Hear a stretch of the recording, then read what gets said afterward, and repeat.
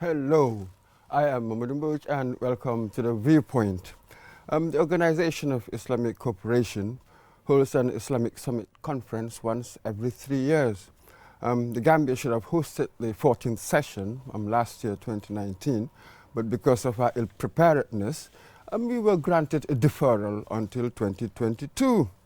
But what are the challenges of hosting such conferences? I mean, already the fact that we've had one deferral gives us a clue, given the sheer size and expense and political and logistical complexity of such conferences. So here we want to explore what are the challenges and what are the advantages that we can get by hosting such an event. Here to help me answer that question is the CEO of OIC Gambia, Mr. Yankuba Diba. Welcome to the Viewpoint, sir. Thank you very much, Mr. Mbouch, for having me. It's a pleasure to be here today. Absolutely, but first, you were a teacher before you were appointed the CEO. I mean, you had a long career, from what I understand, some 40-odd years of service. Just give us a summary of what you had been before this appointment. Thank you very much. As you rightly said, I think I have 45 years public service under my belt. And as most school leavers in the 70s or even earlier, we all sort of, most people go through teaching. I've had a short teaching career of about 2 years. Then I moved on to the media. Generally, I moved on to the world of endeavor, which combined both education and work. I worked with the Ministry of Information, rising to the position of producer director. We were actually among the nucleus of the current GRTS. Then from there, I worked for about 11 years and then moved on to development. And from then, from the 80s, I developed a career in development. So right now, if you ask me what I am, I call myself a development practitioner or a development specialist. Yes. Absolutely. Right. Fantastic. So you were appointed to this position in 2019. Right. After your predecessor had resigned and somebody else had resigned, and there were all sorts of rumors regarding that. What were the reasons for that? Right. But in what state did you find the Secretariat? Well, the Secretariat had been still at the level of gestation. I mean, in terms of our growth, we were kind of putting the pieces together to establish what would constitute the body charged with a mandate to helping Gambia forge the roadmap to what's a successful hosting of the OIC Summit. At that stage, we were kind of contemplating some of the strategies that we needed to put together. We knew we needed resources. There are huge resource deficits in the country. And as you said in your opening remark, hence we could not even host in 2019. So I took over at a time when we needed to consolidate our strategic roadmap. And so you mean there really essentially nothing was done, nothing was really in place? Absolutely. And yet it quite befuddles me, befuddles me in many ways that around September when you took over, I mean, one would have thought that so much would have happened because only a few months from there we were to host it. Well, quite in a way, a lot had been achieved in terms of the establishment, because I was there from scratch. Setting up an office is not an easy thing. Setting up an organizational structure, getting the staff recruited, and then starting to even think of a roadmap These are huge deliverables. Oh, absolutely. Yes, What all one is pointing out is that right. one should have expected such things to have been in place, given that there was a very short period to Yes. the date of the event. So it was just quite astonishing that by September, there wasn't much done really in yes. that sort of thing. Absolutely. A lot of the things have been more like in the planning stage. All right. And when I took over was exactly. when So actually we now started sharpening the focus and then pursue the pledges that some of the pledges that had been made, and making sure that when the pledges were confirmed, that we tried to unlock those pledges and making sure that we move from just planning to actual implementation. So there has been a lot of work since October, since my appointment, and we had a lot of resource mobilization efforts that we undertook, and I'm happy to say that today a lot of the pledges have been confirmed. So not all? Not all, in the sense that the resource mobilization strategy is coming in phases. For phase one, I can confirm that we've got all the funding for, because we have an overall vision and we have some strategic goals that we needed to meet to be able to realize the vision. So if I may now maybe enumerate some of the strategic, because at then they were strategic intents. Basically, one, we wanted to make sure that we had a VVIP, a reception center at the port of entry in the Gambia, befitting the caliber of guests that we are getting. Number two, we felt we needed to have excellent accommodation befitting the same guests that we are expecting. We needed to improve accessibility between the various points of entry, the conference, and so on and so forth. Another milestone, strategic milestone, of course, predated the setting up of the center, of the Secretariat, which is the conference center. This was a grant agreed, and thankfully, in the first year of our formation, that milestone was realized. Another strategic intent, of course, is to make sure that whilst we attempt at getting all this infrastructure concentrated within what we call the Project Impact Zone or the OIC Impact Zone, we needed to have complementary, reliable and consistent supply of energy, being water and electricity, to support the teeming masses of people that are expected to come to the Gambia. And of course, even by way of improving the infrastructure, by default, you are also encouraging a convergence of people moving from, because all these things attract development, they attract people moving from various areas into those concentrated areas. So energy was key. These 5 issues constitute the immediate deliverables in terms of our resource mobilization. So the 5 key projects. The 5 key infrastructural projects. What we have, as we went along, we realized also we needed to have some cross-cutting deliverables. One, for instance, we needed to support the media. 2, security is also key. Well, even if we manage to have all the infrastructure we need, if our guests do not perceive the country as a safe destination, they will not come. So that's security. So security is the 6th pillar. So right now, as we begin now the implementation process of the infrastructural projects, we are now thinking about other support mechanisms. For instance... But please, first, with these 5 and now the 6th key projects we have, which one of them have funding and which ones haven't? Or have we got all the funding? But earlier on you said that not all. Which ones have had their funding fully delivered? Okay. We have funding for the VVIP lounge at the airport, which is at $10.5 million. Cost of $10.5 million. And currently 60% of all the plans are ready. In fact, in the next week we are reviewing those plans. and hopefully once the plans are ready, the contract will, the building process will start. So that one. Okay, so the building hasn't started. No, but the plans are on.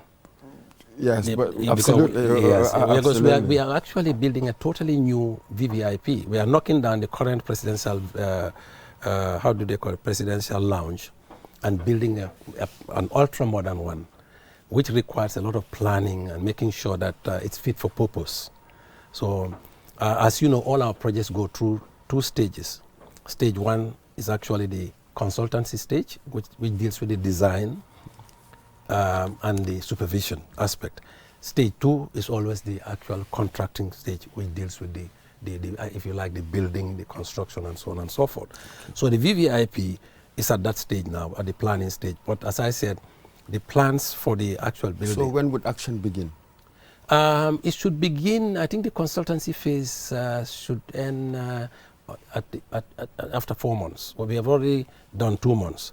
All right. After 2 months, we are expecting most of our projects, incidentally, might be starting February, March in terms of the actual construction. So this particular one would start in February? In February, hopefully, yes. Because we are lucky that both the contractor and the consultant are on site right now. Because the same financier for the VVIP is actually financing the improvement of the airport. So we have NACO, which are the consultants, and we have the RSK as the contractors. So they are actually on site. So therefore, we do not expect any hitches. And how long would it take?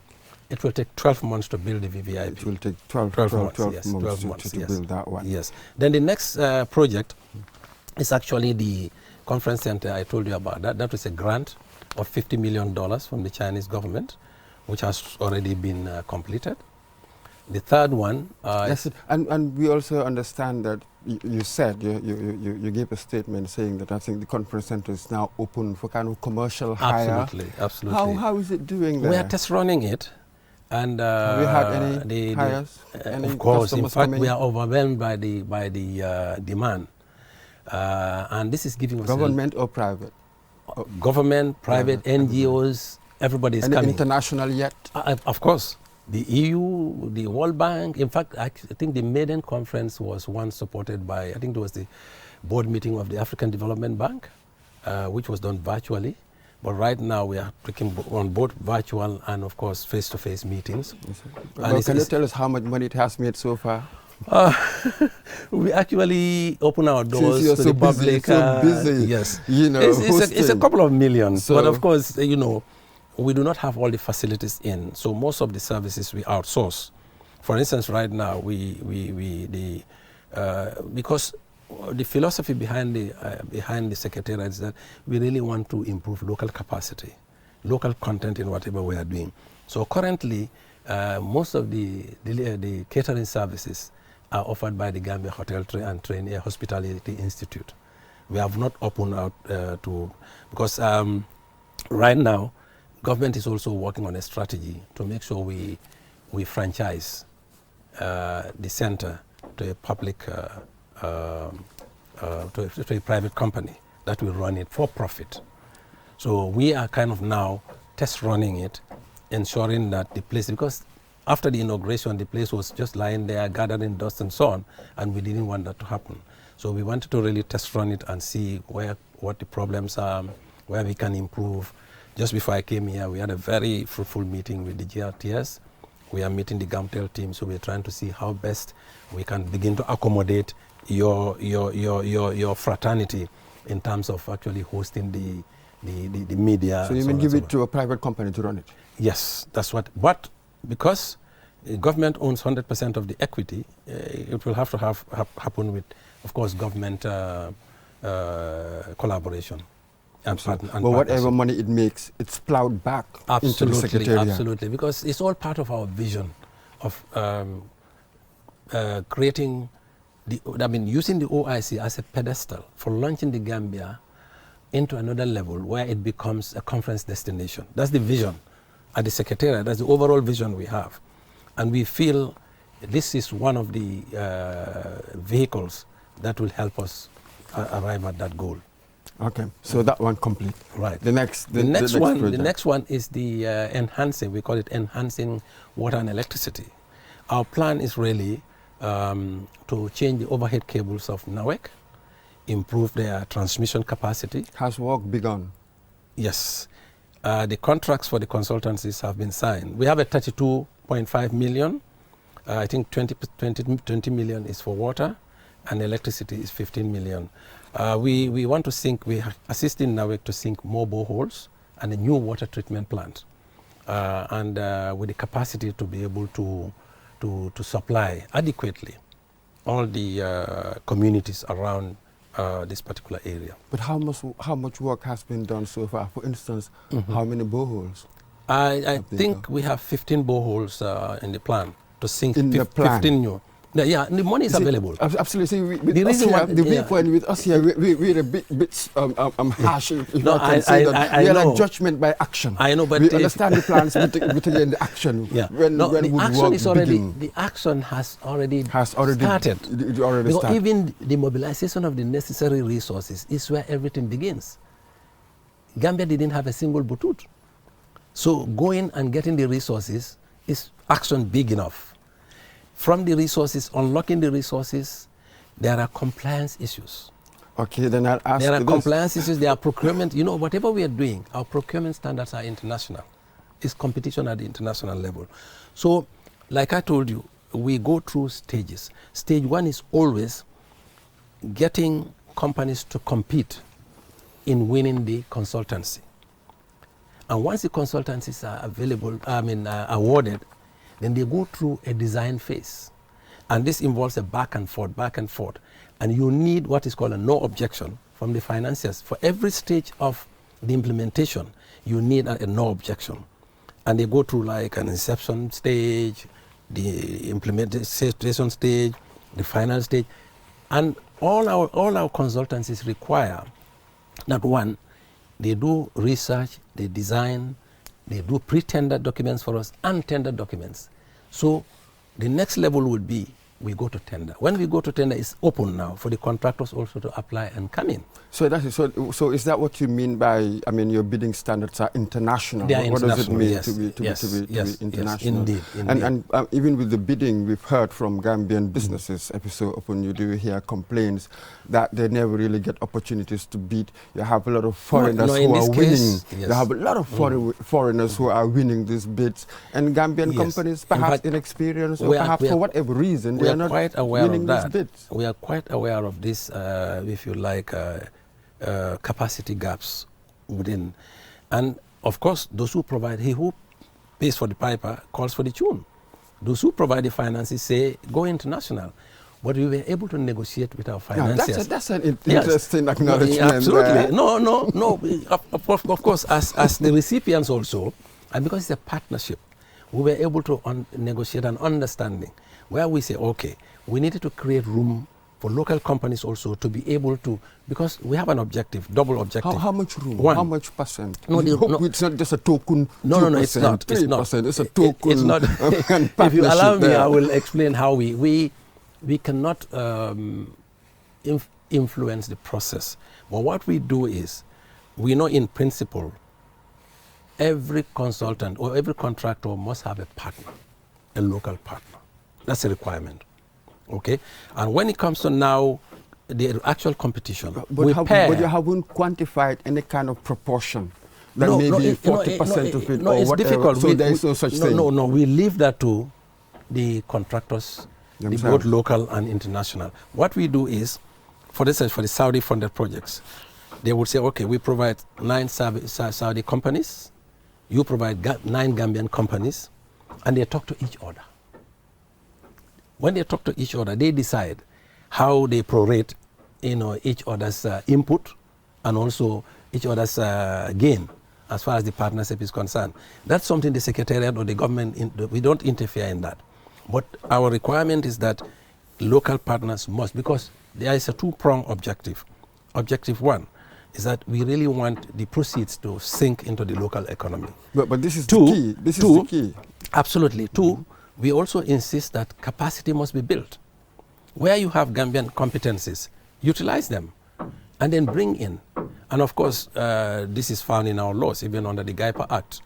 Companies are not allowed to bring in certain levels of human resource, which are quite in abundance here. We also want to stimulate our local economy, whilst at the same time generate employment. That's it. This is the key, the nature of the partnership. Right. Because really, we are used to seeing these token partnerships where really one is not benefiting, even though the rhetoric can be so hyperbolic sometimes, telling you how much we are gaining in employment and all of these things and all the rest of it. My administration, can you tell me, for instance, particularly with the constructions, my administration has we have a bottom line. We have a philosophy.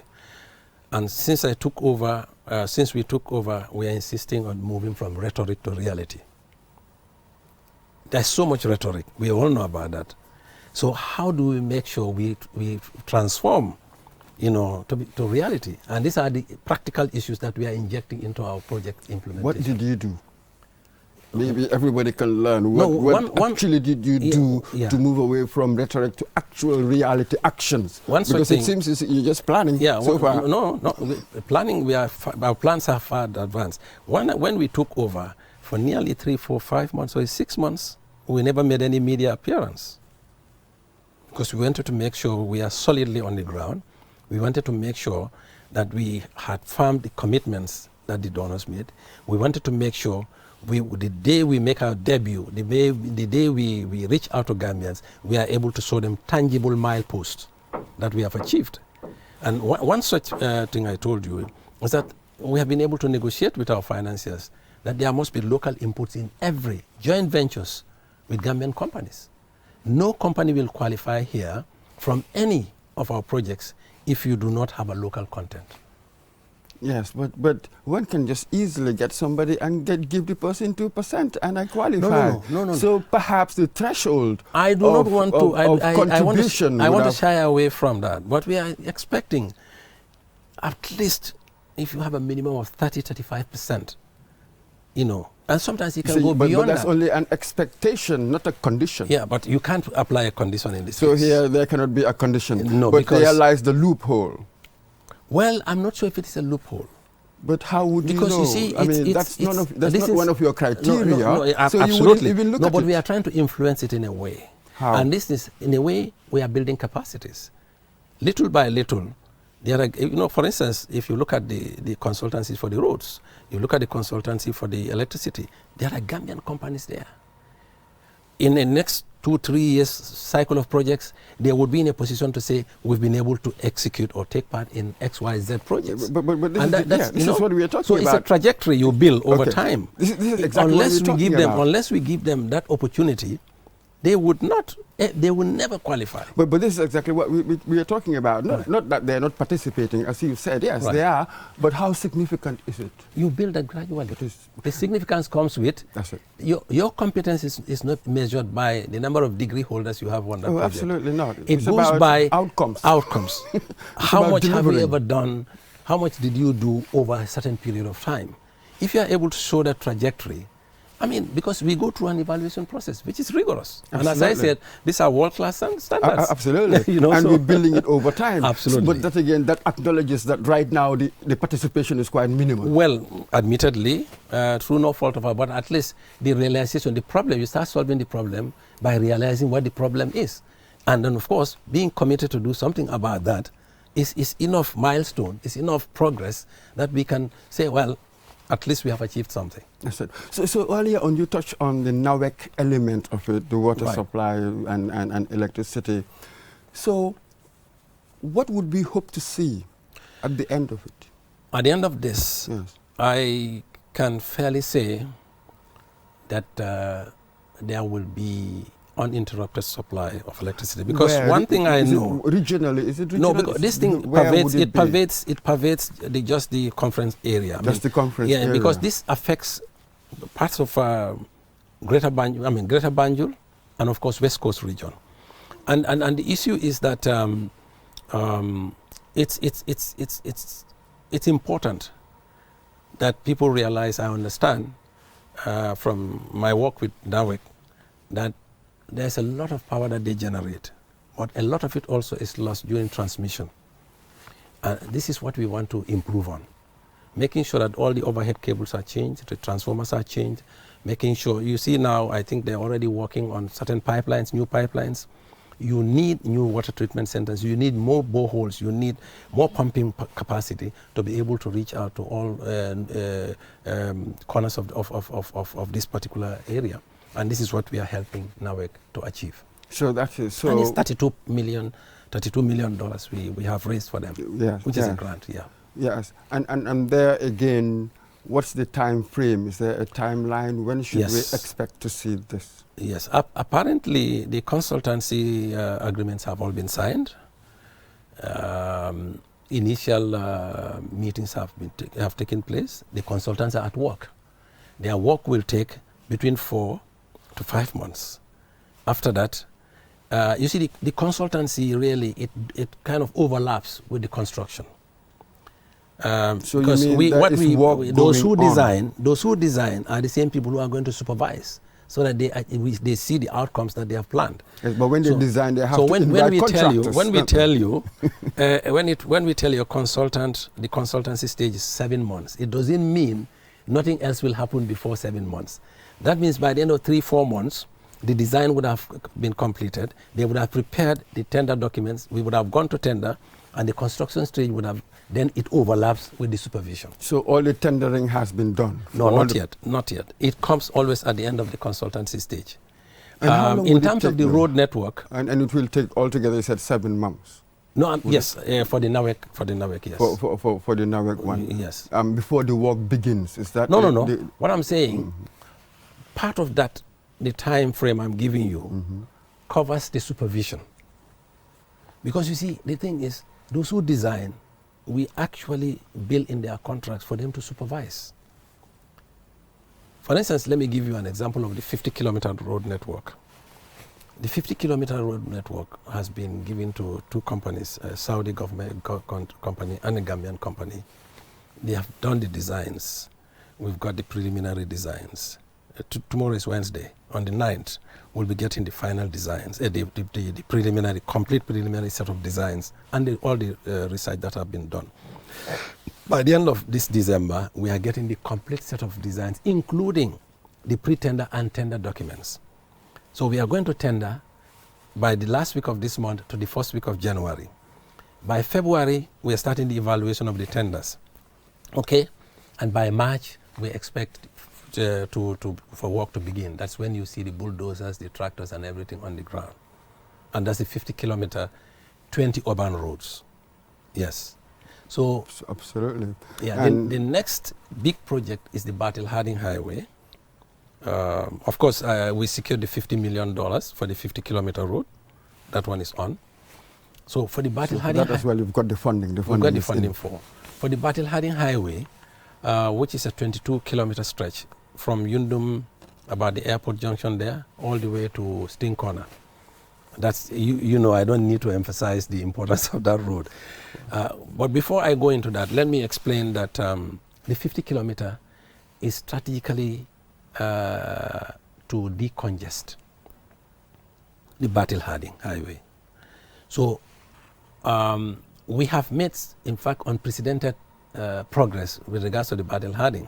Because as we talk, I would like to confirm to you that we've got the funding, which is $83 million for the Battle Harding Highway. Now we are now on the procurement processes. So from where did you get this? Because we understand 4 donors. From? 4 donors. We have 4 financiers. We have the OPEC fund, we have the Abu Dhabi fund, we have BADIA, which is the Arab Bank for Development in Africa. OPEC, is that the organization? The OPEC, Organization of Oil Producing Countries. Yes. Petroleum exporting now countries. they call it OFID. OFID. It's the same. They use it interchangeably. So it's OFID, BADIA, which is the Arab Bank for Development in Africa. You have the Kuwaiti Fund and also the Abu Dhabi Fund. So 4 financiers are coming together to finance the Battle Harding Highway. Currently, we are working tirelessly to start a process. It will not be the usual traditional process. Because of the urgency of the road, we are applying a different procurement method altogether, where both the design and the construction almost take place simultaneously. And it is our hope that by March, work should begin on the Battle Harding Highway also. So they're going concurrently. Both the Battle Harding Highway and the 50-kilometer will be going concurrently. But when do you think we're going to host the event in 2022, early or mid? Usually that's a political decision because so we heads do of not know state, that's yet. something, yes. We imagine, we figure out it should be, all things being equal, that is before COVID, it would take place in the second half of 2022. I mean, well, the point is, I sort of just naturally assume that because you're the ones who would have to do the planning and the construction, absolutely, you possibly need to know the targeted date. No, wouldn't it? We will go by the calendar. You said in your introduction that this summit takes place every 3 years. So we go by that. Our target date is 2022, second half. But the actual month and date usually is a decision taken by the heads of state. Well, I've seen somewhere June. Some will tell you November. I shy away from giving you any months. I can safely say, tentatively, it's planned for the second half of 2022. When that will be has to go through stages. The Council of Ministers, the heads of state, they decide that when. But when it begins, for instance, in March, how long would it take? We want which one of the projects? But for instance, the 50-kilometer road. The 50 kilometer is expected to end in March 2022. It will end in March. April 2022. March, April 2022. Yes. Okay, and the Battle Harding. Battle Harding also we expect. At the moment, we figure out we are looking at two proposals. Proposal one is to have everything completed, but by March, April of 2020. All the projects. But from an engineering, not Battle Harding, but from an engineering perspective, this may not be possible. However, it is possible that whoever the contractors are, they could be made to make sure that between Yundum Airport all the way to maybe Senegambia is completed before the summit.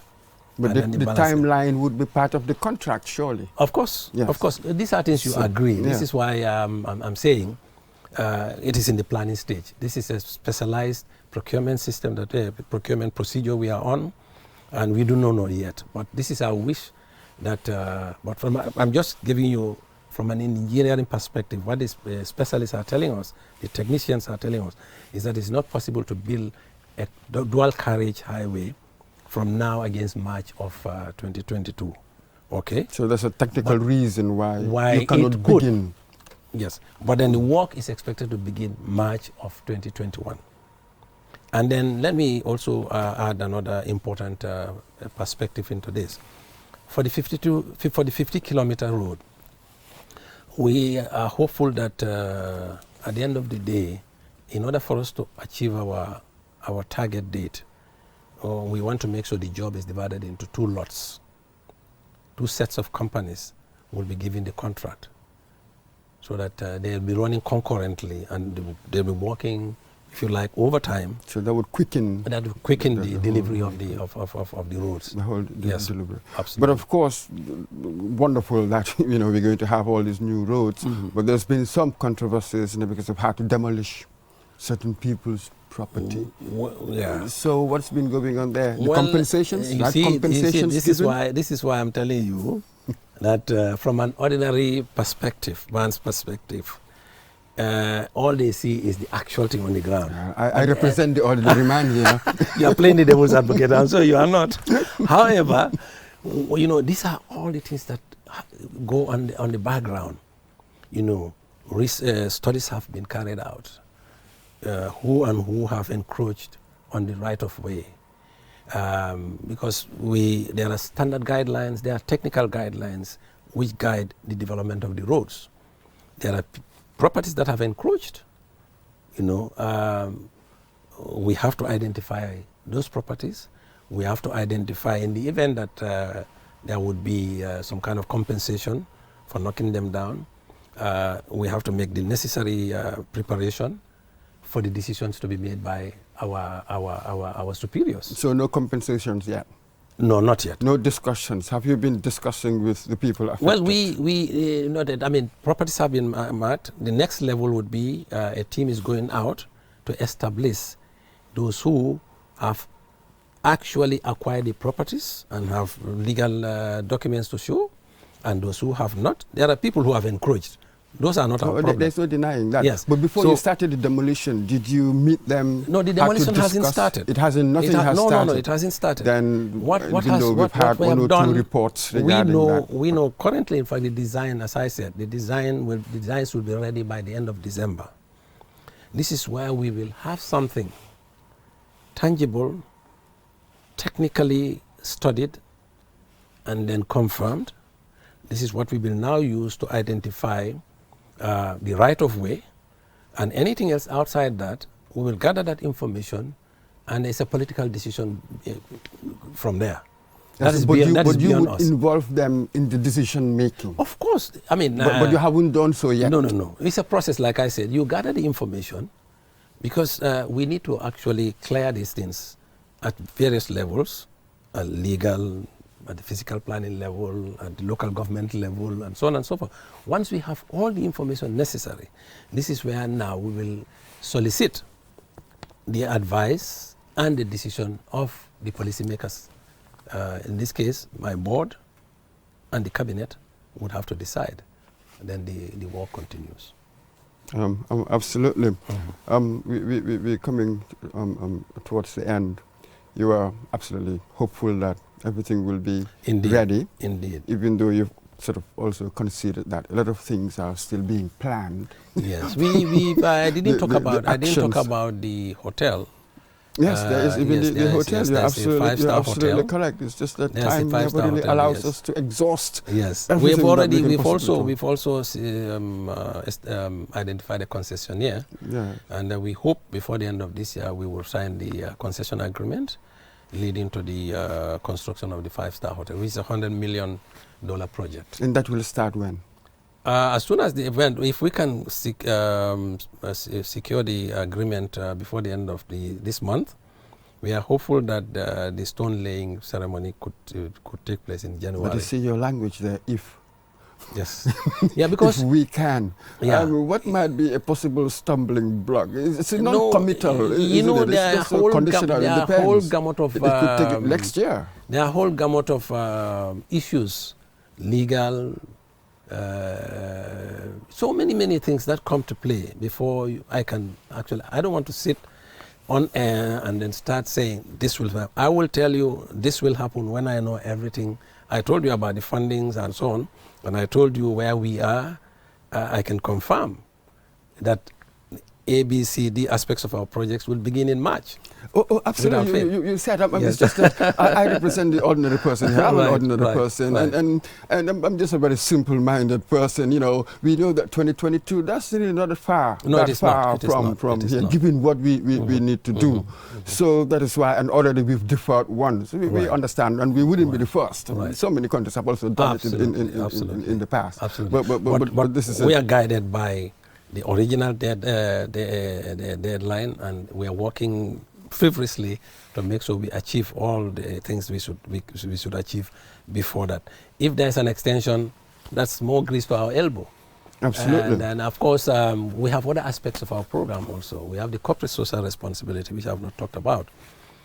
We intend to also target those that will be impacted negatively or positively by whatever infrastructural developments we are making, and at the same time also who do you have in mind? we want the if you like the impact of the summit to be felt many years beyond just the infrastructural whatever. So what have you put in place? So what we are trying to target the women and the young people, providing portable skills, providing capacity building, providing where possible grant money to be able to undertake ventures that will be able to that they can take to sustain themselves. So all these are part of, and we want to address madrasas also. We want to undertake an assessment of the madrasas all over this country to see how best we can actually assist them in terms of improving their lot, either by way of infrastructure. Absolutely, they are all absolutely laudable things to do. Right, but as I said, I represent the ordinary man here. Often what we say is that you have all of these public officials in there, they're being corrupt, they're stealing all the money. It's a general pervasive view. It's a misconception. Like so one assumes and one thinks that perhaps one of the ways that public institutions can really deal with this and restore trust is by the transparency, the auditing systems and structures in place. Absolutely. So I wonder, what have you got in place in terms of auditing since you took over? Have you published any auditing report, for instance? Of course, with our first year of operation, we submitted a report to my board, and we have an audit. I mean, we are audited by the National Audit Office. I think it's important at this point for me to say, I think there's a lot of misconception around the OIC. Let me tell you what happens. We kind of explore. We establish needs. Once we identify needs, we go on to the next level of mobilizing necessary resources. When we mobilize necessary resources, it is not the Secretariat's role to implement. Based on which sector we have raised the resources for, that particular sector is identified as the executing agency. So there's no spending power on No. Contrary to the widely held view, not a single butut passes through the Secretariat. But who controls the funds? Yes, no, I'm coming. Once the funds have been agreed and they are signed between Gambia government relevant agencies, in this case Ministry of Finance, and all the payments, the donors don't send any money to the Gambia. Consultants are paid directly from the donors. Contractors are paid directly by the donors. So, there is no way that there can be any corrupt practices. But all you have is just your running cost. In fact, our running cost is not even part of this project cost. We are fully financed by the Saudi government. So all the running costs? All our salaries, all our running costs, our rent and everything is paid for by the Saudi, which we control as a Secretariat. How much do you spend per annum? For instance, you've been there nearly... Per annum, you mean... as a Secretariat? On average, a Secretariat, it's about $2 million is every month. It's about $2 million, and this covers staff costs and all that. And it excludes, because we also have our own specific project things to do. For instance, our advocacy, our media backup. So that is controlled by the Secretariat? That's controlled by us. Yes. And but this all has these funds for these projects, all the Ministry of Finance more or less in fact, controls the purse. In fact, the idea is the consultants deliver, it goes through a process, a certificate of achievement is signed, it passes through the Ministry of Finance. Ministry of Finance sends it to the donors pay direct to the service provider. So there is no way, government has no hands in this, contrary to the widely held view, I see money is flowing. No, people have to understand. The Secretariat, as I said, we operate on a separate budget, which is financed by the Saudis, which we control. And we have a board. My board comprises 7 cabinet ministers and is chaired by the president and co-chaired by the vice president. Absolutely, point clear, very clear, and well taken there.